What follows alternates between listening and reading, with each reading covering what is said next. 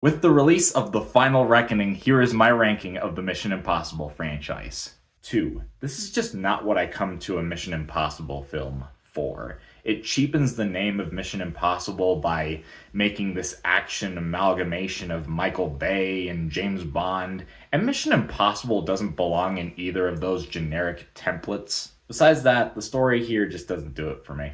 Ghost Protocol. Now, this is a huge gap from 2 to this one. Even though this is low on the list, I still think it's great. The Burj Khalifa climbing sequence is iconic. I think Brad Bird's direction is excellent. I don't really have anything truly negative that brings it down here. It's just that, for me personally, it's not as consequential as everything above. But it's still awesome. 3. This might still be my favorite J.J. Abrams film. Here you've got the introduction of Ethan's wife, you have arguably the best villain in Philip Seymour Hoffman, and thanks to The Final Reckoning, we finally know what the rabbit's foot is. Easily, I think this is the most underrated mission. The original, the one that started it all, and perhaps with age has only gotten better. It's the most old school Mission Impossible, it's the most quotable film, and it started a franchise so good that many of its sequels surpassed it. Rogue Nation brought in Christopher McQuarrie, the franchise's best director, and he makes a gorgeously shot film. Here you have the introduction of Ilsa, you have the stakes getting ramped up with the introduction of the Syndicate, and you also have Solomon Lane in here, who is another standout villain. Now we have the new one, The Final Reckoning.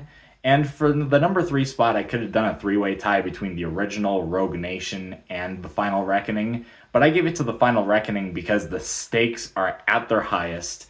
It's a satisfying conclusion to Dead Reckoning. It's a film that's nearly 3 hours and I wasn't bored for 1 minute, and it is my favorite film thus far in 2025. Dead Reckoning. This film avoids the setup film curse because it's an excellent part 1 that sets up the pieces for something larger while delivering its own complete story and experience. The action set pieces are immaculate, the new characters are incredible, and it remains one of my favorite films of this decade. Fallout, an almost non-stop thrill ride that pauses every so often to deliver potent, emotional character moments, all while wrapped up with a sense of looming dread, usually reserved for horror films. The musical score is a perfect mix of exciting and haunting. I think it's burned into my skull. Mission Impossible Fallout is my favorite action movie of all time.